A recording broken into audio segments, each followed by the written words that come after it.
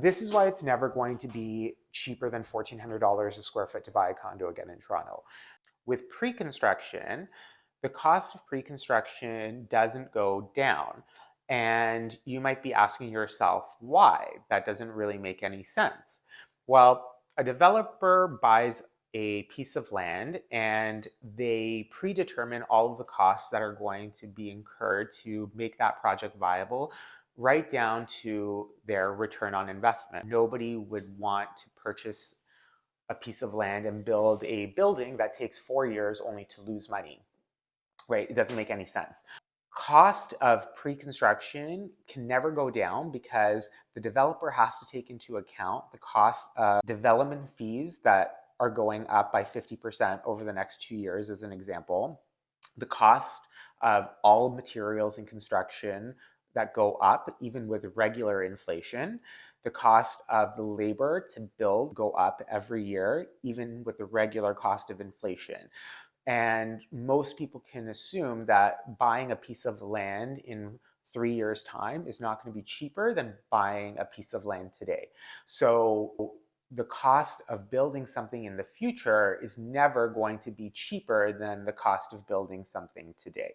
So you're not able to add new housing in the future for less than what it costs to buy housing today. Toronto's population is expected to grow by huge numbers by 2030. And ultimately, the government has realized that we need to build homes aggressively to meet population demand. But who's building these homes? It's not the government who's building them, it's the private sector who's building them. The private sector developers sell to investors. They sell to everyday Canadians who invest in these projects, which help them get them built, and those projects add rental inventory for our growing population to buy and rent. So if it's up to a developer to supply housing for us, they're not doing it out of the goodness of their heart. They need to make money. So if you add in the cost, the fact that the City of Toronto is increasing development charges by 46% over the next 2 years, the average development cost is for each individual property is going up by $50,000. Just a straight up tax that's going to the city to help fund the infrastructure growth of our city. So, every single property built is going to have $50,000 in additional taxes going towards the city, which means that the cost of building every single property goes up, which means the person who's going to rent has to support that cost. The person who's going to buy that property one day is going to want to make a return on their investment. So it's going to need to sell for a higher price. You cannot bring down pricing unless the government took it upon themselves to build rental housing, which is not something they've been keen to do. So here's what's going to happen in the next 4 years.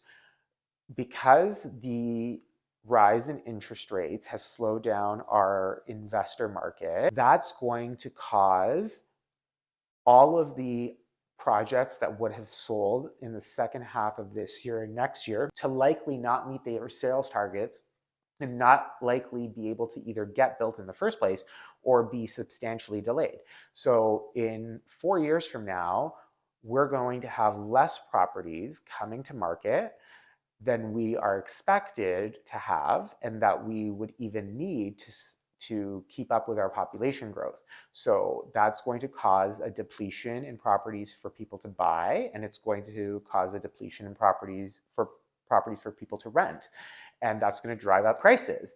So while there is downward pressure on pricing at the moment because of interest rates, that is going to create a severe shortage in supply in 4 years' time, depending on how long this particular cycle lasts.